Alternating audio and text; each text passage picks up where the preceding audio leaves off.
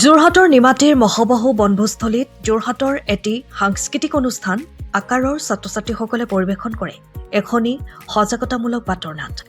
নাটখনৰ ৰচনা আৰু পৰিচালনা আকাৰৰ পৰিচালক সঞ্চালিকা বিশিষ্ট অভিনেত্ৰী গায়ত্ৰী দেৱীৰ। বনভোজস্থলীসমূহ পৰিষ্কাৰ পৰিচ্ছন্ন কৰি ৰখা, প্লাষ্টিকসমূহ য'ত ত'ত পেলাই পৰিৱেশ বিনষ্ট কৰা, চিচাৰ বটল ভাঙি পেলোৱা আদি বিভিন্ন বিষয়ৰ ওপৰত সজাগতা সৃষ্টি কৰিবলৈ আকাৰৰ ছাত্ৰ-ছাত্ৰীসকলে বাটৰ নাটখন প্ৰদৰ্শন কৰে। লগতে যোৱা দুদিনৰ আগত বাঘমৰা বনভোজস্থলীত যি আকস্মিক ঘটনা সংঘটিত হ'ল, তেনে ঘটনাৰ প্ৰতি সজাগ কৰা আৰু বনভোজস্থলীসমূহত যাতে তাৎক্ষণিক চিকিৎসাৰ বাবে ব্যৱস্থা কৰে তাৰ বিষয়েও নাটখনৰ জৰিয়তে ৰাইজক সজাগ কৰে। কণ কণ ছাত্ৰ-ছাত্ৰীসকলৰ এই প্ৰচেষ্টাক উপস্থিত সকলোৱে একেমুখে শলাগ লয়। বাটৰ নাটখনত সহযোগিতা আগবঢ়ায় বিশিষ্ট অভিনেতা চন্দন ঠাকুৰ, অভিনেতা বিবেক ৰংদৈ আৰু গায়ত্ৰী দেৱীয়ে। অনুষ্ঠানত উপস্থিত থাকে অসমৰ এগৰাকী জনপ্ৰিয় কণ্ঠশিল্পী জনক কাশ্যপ, বিশিষ্ট সমাজসেৱক ৰূপক ৰঞ্জন দত্ত, শিশু বন্ধু সোণমাই দত্ত বৰা, বিশিষ্ট বাদ্যযন্ত্ৰী জিন্তু নেওগ আদি। ব্যুৰো ৰিপৰ্ট পোহৰ লাইভ।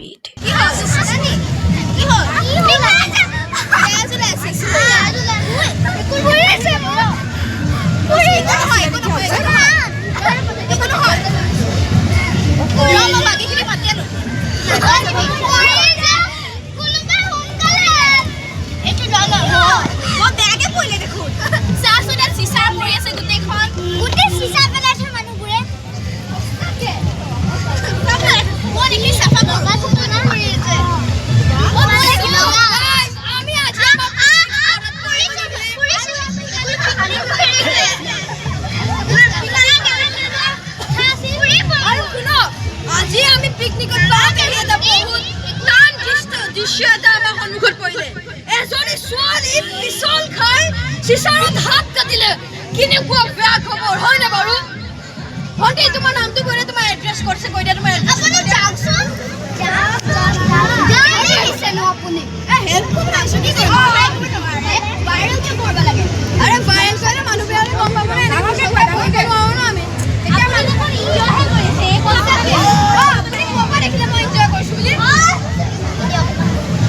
এনজয় কৰিছো আমি বস মানুহবিলাকক অৱে কৰিছো যে ইয়াত যদি ক্লাছ কৰি থাকে বৰ বিচাৰিছে একো নাই ভাল হৈ যাব লাগে আপুনি ভিডিঅ' কৰাতে সহায় কৰিব লাগে আমি তো সহায় হয় না আমাৰ ভিডিঅ' বুলি কয় কি বুলি কয় ভিডিঅ' বুলি ভিডিঅ' কৰিছো আকৌ মানুহক কৈ দিও আপোনালোক মনে মন থাককচোন এইটো আমাৰ জব হয় আমি কৰি থাকিম ন আপোনালোক কি হয় শুনক যদি মোৰ জায়গা যদি কোনো কণ কণ ল'ৰা-ছোৱালী হয় তেতিয়া আপুনি এনেকুৱাই কৰিলে হেঁতেন নে হেল্প এইটো বেলেগ হ'ল এইটো হেল্পৰ নিচিনাইতো হয় ন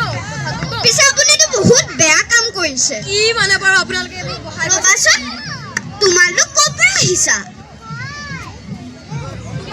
ফুৰিবলৈ আহিছা জানো তোমালোকৰ মা দেউতা ক'ত সেইটোৱেতো তেতিয়াহ'লে এটা কামকে কৰা শুনক বাইদেউ মই লাইভ এটা কৰি আপোনাৰ ইমান অদৰকাৰী নালাগে লাইভ কৰিলে মাক দেউতাকে গম পাই যাব না ৰ'বা শুনা এতিয়া যেতিয়ালৈকে তোমালোকৰ মা দেউতা ইয়াত উপস্থিত নহয়হি তেতিয়ালৈকে তুমি আমাৰ মাজতে থাকা হ'বনে আহা আমাৰ শ্ৰদ্ধাৰ অভিভাৱকসকল আপোনালোকে নিশ্চয় জানিবলৈ পাইছে যে দুদিনমানৰ আগতে আমি এগৰাকী বাঘ হেৰুৱাইছোঁ এইটো আচলতে এটা দুৰ্ঘটনা এই দুৰ্ঘটনাটো সংঘটিত হৈছে আমাৰ এই বাঘমৰাত হয় এওঁ ঠিকেই কৈছে আপোনালোকে এনেকৈ সৰু ল'ৰা ছোৱালীক নদীৰ পাৰলৈ আহিবলৈ নিদিব নহয়তো কিবা ঘটনা ঘটিব পাৰে লগতে মানুহে ইয়াত চিন্তা নকৰাকৈ ইয়াত গ্লাছৰ বনা বস্তু এইবোৰ চব পেলাই মেলি থৈ যায় এইবোৰ ভাগা টুকুৰাবোৰতো জন্তুৱেও খায় তাহাঁতি বা কিমান দুখ পায় তাহাঁতৰ গাৰ ভিতৰত কিমান বিষ হয় আমিতো সেইবোৰ ধৰিব নোৱাৰোঁ আমি অকল এনেকৈয়ে পেলাই থৈ যাওঁগৈ মানে সকলো মানুহে ইয়াত জাবৰ পেলাই থৈ যায় মানুহে মদ্যপান কৰি চিচাৰ বটলবোৰ এনেকৈ ভাঙি থৈ গুচি যায় আৰু সেইটো সদায় অকণমানি ল'ৰা ছোৱালীয়ে আহি পেলাই দুখ পায় মানুহৰ অকণমানো ভাল ভাৱ নাইনে আমি সদায় নিজৰ জাবৰ জোথৰবোৰ এটা ঠিক জেগাত পেলাই থৈ যাব লাগে আৰু আমি নিজৰ জেগাটো চাফাকৈ ৰাখিব লাগে আপুনি দেখিছে যেতিয়া পৰিদোষ পালে কিন্তু তথাপিও কিছুমান মানুহে সহায় নকৰিলে তাহাঁতি কি কৰিলে ভিডিঅ' বনাইছে সেইটো জানো ভাল কথা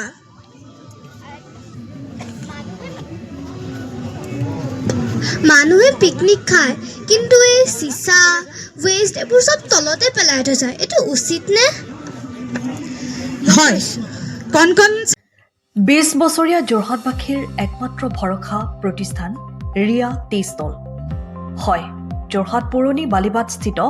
বিজি পথত আপোনালোকৰ আপোন আৰু ভৰসাৰ চাহ মিঠাই বিভিন্ন সুস্বাদু সমৃদ্ধ বিপণী ৰিয়া টি ষ্টল